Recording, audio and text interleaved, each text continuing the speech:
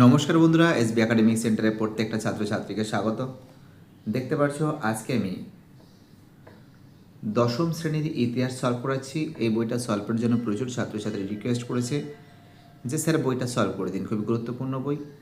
ইতিহাস ও পরিবেশ, জিকে পাহাড়ি ও ডক্টর সুভার বিশ্বাস। তো দেখো, এই বইটা সলভের জন্য রিকোয়েস্ট করেছে, আজকে তোমাদের এই বইটা সম্পূর্ণরূপে সলভ করে দিচ্ছি। যারা ভিডিওটা দেখছো প্লিজ চ্যানেলটাকে সাবস্ক্রাইব করো, সমস্ত বন্ধুদের মধ্যে শেয়ার করো, কারণ তোমাদের সাপোর্ট, তোমাদের ভালোবাসা আমার একান্তই কাম্য।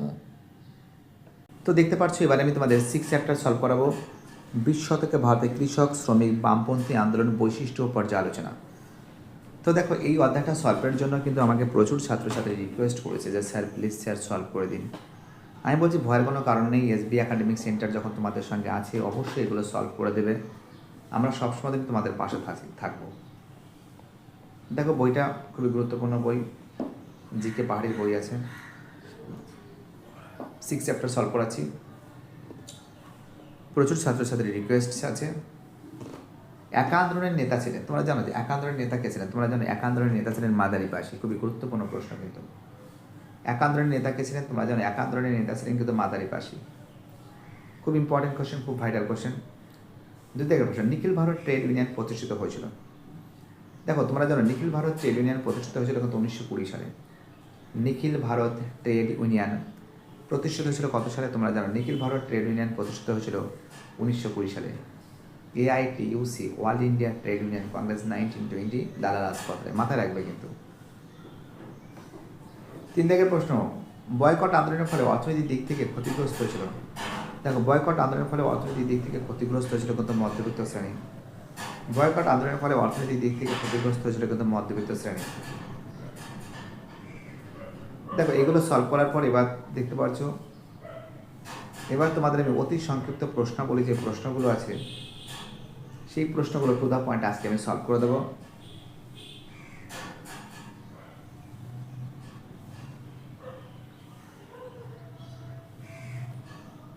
একটি বাক্যে উত্তর দাও। ওয়ার্কস অ্যান্ড প্রেজেন্ট পার্টির বাংলা শাখার সম্পাদক কারা ছিলেন? ওয়ার্কস অ্যান্ড প্রেজেন্ট পার্টির বাংলা শাখার সম্পাদক ছিলেন মুজাফফর আহমেদ। অ্যান্সার কি হবে? অ্যান্সার হবে Muzaffar Ahmed. Works and present পার্টির বাংলা শাখার সম্পাদক ছিলেন মুজাফফর আহমেদ। 2 থেকে প্রশ্ন, সারা ভারত কিষাণ সভার সভাপতি কে ছিলেন? তোমরা জানো সারা ভারত কিষাণ সভার সভাপতি ছিলেন কিন্তু স্বামী সহজানন্দ ছিল। সারা ভারত কিষাণ সভার সভাপতি কে ছিলেন? স্বামী সহজানন্দ। দেখো, একটা কথা তোমাদের আমি বলতে পারি, বাড়িতে বসেই কিন্তু আমি যে বইগুলো সলভ করাচ্ছি প্রত্যেকটা বই খুবই গুরুত্বপূর্ণ, প্রত্যেকটা বই খুব ইম্পর্ট্যান্ট আছে। এই বইগুলো বাড়িতে বসে তোমরা কিন্তু সলভ করে নেবে। এবং এই বইগুলো খুবই গুরুত্বপূর্ণ বই। জিকে পাহাড়ি হোক, জীবন মুখোপাধ্যায় হোক, বা যে সমস্ত বইগুলো আছে, প্রান্তিক প্রকাশনী বই হোক, প্রত্যেকটা বই এসবি একাডেমিক সেন্টার থেকে সম্পূর্ণরূপে সলভ করে দেবে। একের প্রশ্ন, 1917 খ্রিস্টাব্দে মহাত্মা গান্ধী আহমেদাবাদ বস্ত্র কারখানার শ্রমিকদের নিয়ে সত্যাগ্রহ আন্দোলন করেন। দেখো, 1917 খ্রিস্টাব্দে মহাত্মা গান্ধী আহমেদাবাদের বস্ত্র কারখানার শ্রমিকদের নিয়ে, হ্যাঁ ঠিক আছে। 2 জায়গায় প্রশ্ন, কংগ্রেসের অভ্যন্তরে ভারতের কমিউনিস্ট পার্টি গড়ে ওঠে। কংগ্রেসের অভ্যন্তরে, দেখো এটা ঠিক যে কংগ্রেসের অভ্যন্তরে কিন্তু ভারতে কিন্তু কমিউনিস্ট পার্টি গড়ে ওঠে, এটাও ঠিক। এবার দেখো, এখান থেকে যে প্রশ্নগুলো আছে প্রত্যেকটা প্রশ্ন ইম্পর্টেন্ট। কিষাণ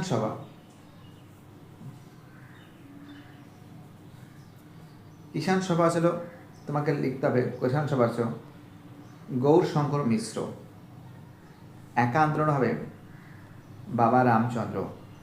বারদৌলি সত্যাগ্রহ হবে কল্যাণজি মেহতা হবে। কেরালার কংগ্রেস হবে কেলাপ্পান। ঠিক আছে, কিষাণ সভা হবে গৌরশঙ্কর মিশ্র, একা আন্দোলন হবে বাবা গরিব দাস হবে, বারদৌলি সত্যাগ্রহ হবে কল্যাণজি মেহতা হবে, কেরালার কংগ্রেস নেতা হবে কেলাপ্পান হবে।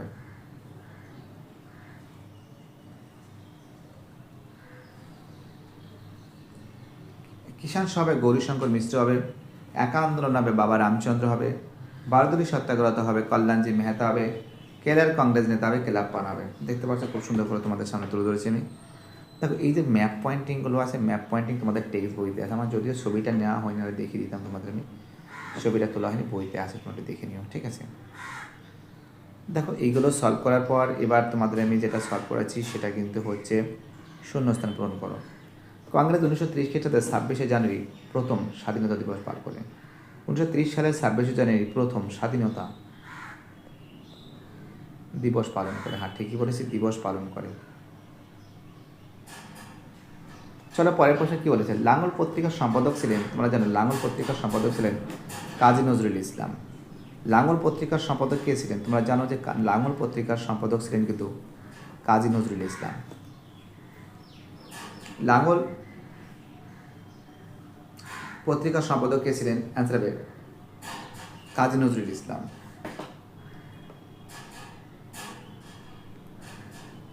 বিবৃতি এক আন্দোলন সংগঠিত হয়েছিল উত্তরপ্রদেশে। ব্যাখ্যা খ হবে এটি ছিল একটি কৃষক আন্দোলন। এটি ছিল একটি কি আন্দোলন ছিল? এটি ছিল একটি কৃষক আন্দোলন। পরে প্রশ্ন বিবৃতি 2, ভারত সরকার 1929 খ্রিস্টাব্দে মিরাট ষড়যন্ত্র মামলা শুরু করে। ভারত সরকার 1929 খ্রিস্টাব্দে মিরাট ষড়যন্ত্র মামলা শুরু করে। এর উদ্দেশ্য ছিল দেশব্যাপী সাম্যবাদী কার্যকলাপ দমন করা। এর উদ্দেশ্য কি ছিল? এর উদ্দেশ্য ছিল দেশব্যাপী সাম্যবাদী কার্যকলাপ বন্ধ করা।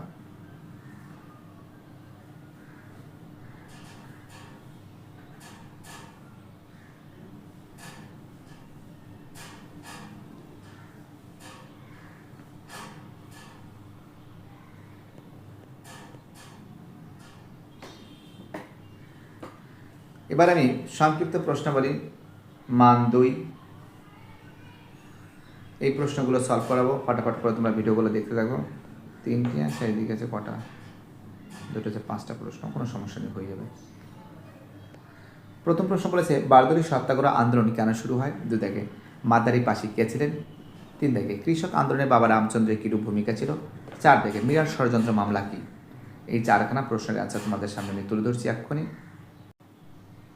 তো দেখো বারদৌলি সত্যাগ্রহ আন্দোলন কেন শুরু হয়? গুজরাটের সুরাট জেলার বারদৌলি তালুকায় প্রাকৃতিক দুর্যোগের কারণে ফসলের ব্যাপক ক্ষতি হওয়া সত্ত্বেও ব্রিটিশ সরকার ভূমি রাজস্বের হার 30% বৃদ্ধি করে।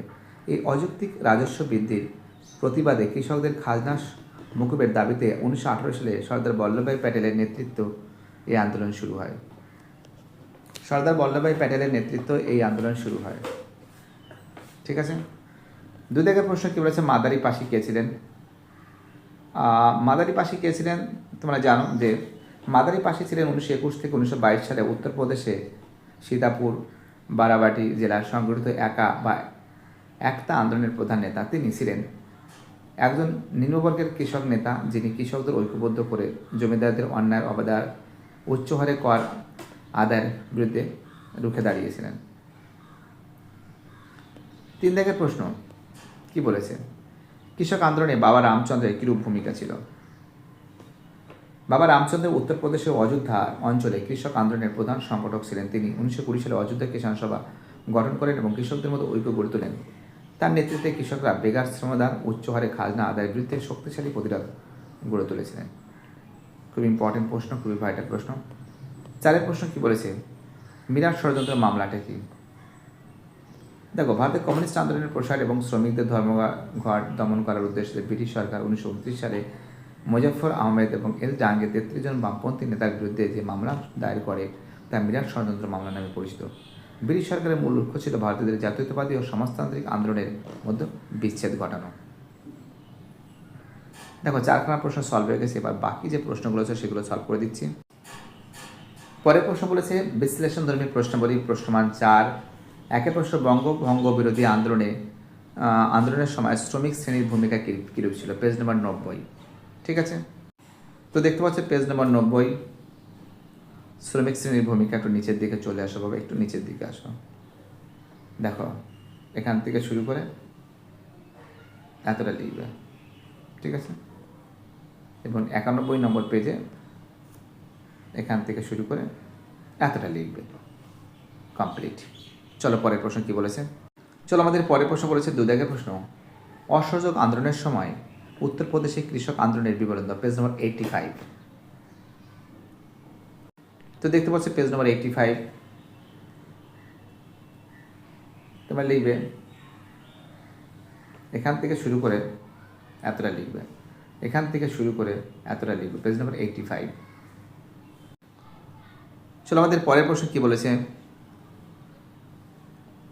3 দাগের প্রশ্ন, একা আন্দোলনে কীভাবে বৃহত্তর আন্দোলনের রূপ নেয়, পেজ নাম্বার 86। পেজ নাম্বার কত, 86 দেখতে পাচ্ছ, পেজ নাম্বার 86। অ্যান্সারটা তোমরা দেখে নাও। এখান থেকে শুরু করে এতটা লিখবে, এখান থেকে এতটা শুরু করে এতটা লিখবে। চলো পরের প্রশ্ন কি বলেছে। তো দেখো এবার আমি তোমাদের প্রশ্নমান 8 ব্যাখ্যামূলক প্রশ্নাবলী 8 এই দাগের প্রশ্নগুলো সলভ করেছি। আগের প্রশ্ন, বারদলীয় আন্দোলনের একটি সংক্ষিপ্ত পরিচ্ছেদ, পেজ নম্বর 86 থেকে 87 দেখতে পাচ্ছ, পেজ নম্বর 86 দেখতে পাচ্ছ তোমরা, পেজ নম্বর 86 বারদলীয় সত্যাগ্রহ। তোমরা কি লিখবে, এখান থেকে শুরু করে এতটা লিখবে, এখান থেকে শুরু করে এতটা লিখবে, এবং তারপরের পেজে 87 নম্বর পেজে গিয়ে দেখো 87 নম্বর পেজে গিয়ে এখান থেকে শুরু করে এতটা লিখবে। ঠিক আছে, কি বলছে বুঝতে পারছো, এখান থেকে শুরু করে এতটা লিখবে। চলো আমাদের পরের প্রশ্ন কি বলেছে দেখা যাক। চলো আমাদের লাস্ট কোশ্চেন, 2 দাগের প্রশ্ন, 20 শতকের ভারতে উপনিবেশ বিরোধী আন্দোলনে বামপন্থীদের ভূমিকা লেখো, পেজ নম্বর 94 থেকে 95 নম্বর পেজ। ঠিক আছে, তো দেখতে পাচ্ছ বামপন্থীদের ভূমিকা, এখান থেকে শুরু করে এতটা লিখবে, এখান থেকে শুরু করে পুরো পেজটা লিখতে হবে। ঠিক আছে, পেজ জুড়ে লিখতে হবে, এখান থেকে শুরু করে এতটা লিখতে হবে, এবং তারপরের পেজে এখান থেকে শুরু করে এতটা লিখতে হবে, এবং এখান থেকে শুরু করে এতটা লিখতে হবে। ঠিক আছে, কি বলছে বুঝতে পারছো।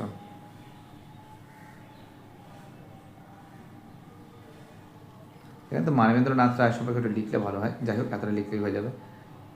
তো মোটামুটিভাবে তোমাদের এই সেট সম্পূর্ণরূপে সলভ করে দিছি আমি। প্রচুর ছাত্রছাত্রী রিকোয়েস্ট ছিল স্যার সলভ করে দিন না, আর বাবা ভয় নেই, আমি তো অবশ্যই সলভ করে দেবো, কেন সলভ করবো না বলো তো, সলভ না করে কি থাকতে পারি।